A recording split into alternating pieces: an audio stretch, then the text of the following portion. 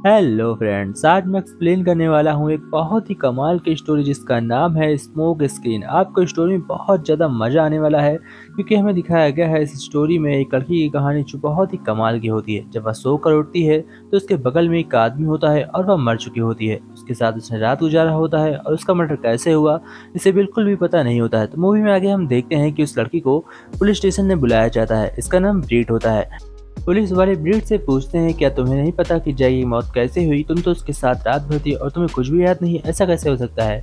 Breed उसे बताती है कि मुझे ड्रग्स दिया गया था और वह मेरे साथ क्या कर रहा था ये मुझे बिल्कुल भी अंदाजा नहीं है। तभी इंस्पेक्टर ब्रीड से कहता है, क्या तुम पहले से जय को जानती थी? वह कहती है, हाँ, मैंने पहले एक केस सॉल्व किया था जो कि सेम टू सेम केस था। उसके बारे में जय ने मुझे काफ़ी जानकारी दी थी। यह सुनने के बाद अब ब्रीड समझ चुकी थी कि उसके साथ भी वही हो रहा है जो उसने पहले केस सॉल्व किया था। अब उसे कुछ भी पता नहीं था कि इस केस को कैसे सॉल्व करना है और अपने ऊपर लगे इल्जामों को कैसे हटवाना है। फिर हम देखते हैं जैक के खास दोस्त जॉर्ज को।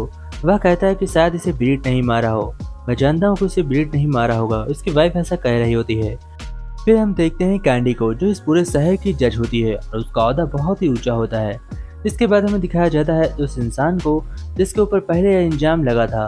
जब वह ऐसा ही से एक दिन सोकर उठा था तो उसके बगल में एक लड़की की डेड बॉडी पड़ी हुई थी और उसका करियर इसे नहीं खराब किया था। यह एक पुलिस ऑफिसर होता है और इसका नाम रैली होता है। हम देखते हैं कि रैली ब्रीड को रात में किडनैप कर लेता है और उसे लेकर अपने छोटे से फार्म हाउस पर जाता है।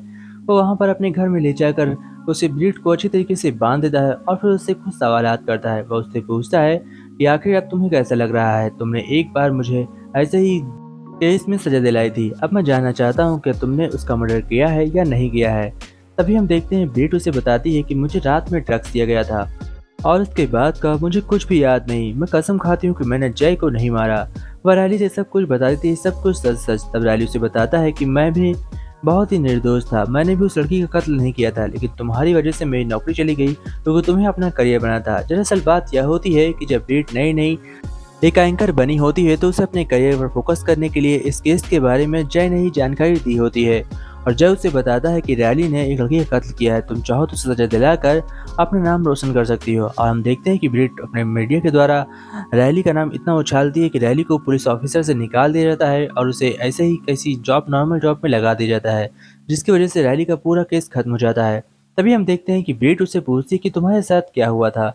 तब रैली उसे बताता है कि मैंने जय के पास जाकर एक रिपोर्ट के बारे में मांग की थी, लेकिन जय ने उस फाइल को देने से इनकार कर दिया और मुझसे कहा, अगर तुम मेरे साथ एक पार्टी में चलते हो तो मैं तुम्हें वह फाइल सुबह दे दूंगा। और जब मैं उस रात पार्टी में गया तो अचानक से एक लड़की मेरे पास आई जिसे मैं कभी भी नहीं मिला था और ना ही मैं उसे पहचानता था, लेकिन उसके हाथ में एक ड्रिंक ग्लास था और वह मुझे ड्रिंक देती है और उसके बाद से मुझे कुछ भी याद नहीं। मैं जब सुबह उठा तो वह लड़की मर चुकी थी और उसका इल्जाम मेरे सर पर था। ब्रीड रैली से कहती है कि तुमने ये सब मुझे पहले क्यों नहीं बताया। तब रैली उसे बताता है कि मैं कैंडी से बहुत इज्जत करता हूँ और मैं कैंडी और वो अच्छे दोस्त भी हैं। और रैली उसे बताता है कि कैंडी ने मुझे मना किया था क्योंकि वह इस पूरे शहर की जज बनने वाली थी और उसके करियर को लेकर मैं कोई भी दांव खेलना नहीं चाहता था, इसलिए मैंने आगे कुछ भी नहीं बताया। जो कुछ हो रहा था वो सब कुछ मैंने सह लिया और जय ने मुझसे वादा किया था कि तुम्हें जेल नहीं होगी, इसलिए मुझे कोई फिक्र नहीं थी। इसके बाद हम देखते हैं डिटेक्टिव को। अब डिटेक्टिव को शक हो गया था क्योंकि ब्रीड ने ही उस लड़के को मारा है, यानी कि जय को, क्योंकि ब्रीड को किडनैप करके रैली अपने साथ रखे हुआ था और ब्रीड को हर जगह पुलिस वाले ढूंढ रहे थे। अब सभी को लगने लगा था कि ब्रीड उस पकड़े जाने की वजह से लापता हो गई है, अब इनके सामने नहीं आएगी।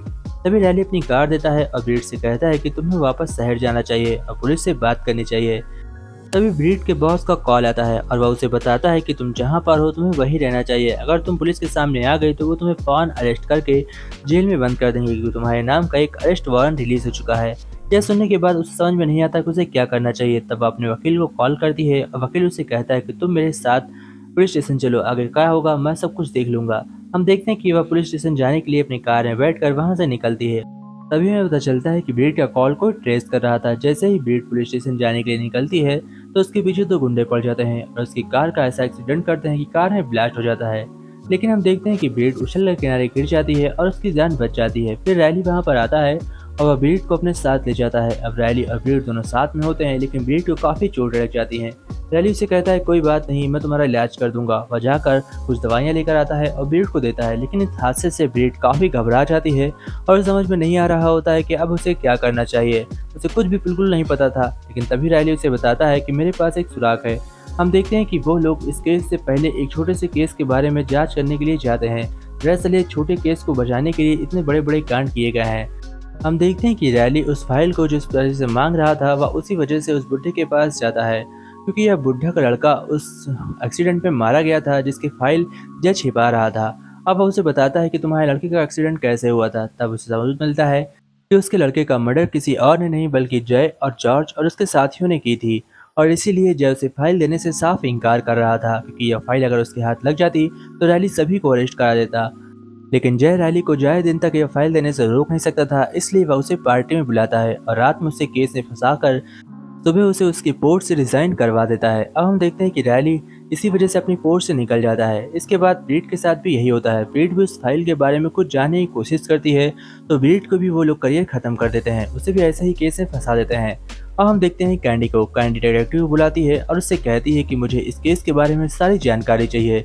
कुछ भी करके डिटेक्टिव तुम मुझे जानकारी ला कर दोगे, इसके बदले मैं तुम्हारा प्रमोशन किसी बड़े शहर में कर दूंगी। उसके बाद वो लोग मिलने आते हैं पैट से। पैट से इसलिए मिलने आते हैं क्योंकि उस बूढ़े आदमी ने उसे बताया होता है कि उसके लड़के का झगड़ा पैट से हुआ था, और जैसे ही वो लोग पैट से बातचीत करने आते हैं उनके ऊपर गुंडे अटैक करने आ जाते हैं। वो लोग अपनी जान बचाकर बहुत ही मुश्किल से अपने आप को सेव करते हैं। इसके बाद हमें दिखाया जाता है जॉर्ज और उसकी वाइफ को, और अपनी वाइफ से पूछता है क्या तुम मुझसे अब भी प्यार करती हो। वह साफ इनकार कर देती है और उसे बताती है कि अब मैं तुमसे प्यार नहीं करती। फिर सुबह हम देखते हैं कि पैट जैसे ही अपनी बीवी के साथ बैठा होता है, फिर उससे हम देखते हैं कि ब्रीड और रैली उससे मिलने के लिए आते हैं। अब रैली और ब्रीड जैसे ही उससे मिलकर जाते हैं और न्यूज़ में खबर देखते हैं, तो हमें पता चलता है कि पैट को किसी शूटर ने मार दिया। अब पैट के भी मौत का इंजाम ब्रीड और रैली के ऊपर आ जाता है। फिर हम देखते हैं रैली को सब कुछ पता चल चुका था कि यह सब कुछ किसने किया है, इसलिए वह जॉर्ज के पास जाता है, क्योंकि उसे पता था यह सब कुछ जॉर्ज ने किया है। लेकिन जैसे ही वह जॉर्ज के पास जाता है, जॉर्ज उसे बताता है कि यह सब मैंने नहीं किया, और इधर ब्रीड कैंडी से मिलने जाती है। लेकिन इतनी देर में हम देखते हैं कि ब्रीड की नज़र उसी गुंडे पर पड़ जाती है जो उसे मारने आया था, और वह समझ जाती है कि आखिर में ये सब कौन करा रहा है। इतनी देर में रैली भी वहाँ पर जॉर्ज को लेकर पहुँच जाता है और सब कुछ पता चल जाता है कि ये सब कुछ किसने किया। बस सब कुछ कैंडी करने वाली थी, क्योंकि उसे अपने करियर की फिक्र थी। दोस्तों, इसी के साथ मूवी एंड होती है। आशा करते हैं कि आप लोगों को वीडियो पसंद आई होगी। अगर वीडियो अच्छी लगी तो वीडियो को लाइक एंड चैनल को सब्सक्राइब जरूर करिएगा। जय Hind friends, take care friends, bye friends.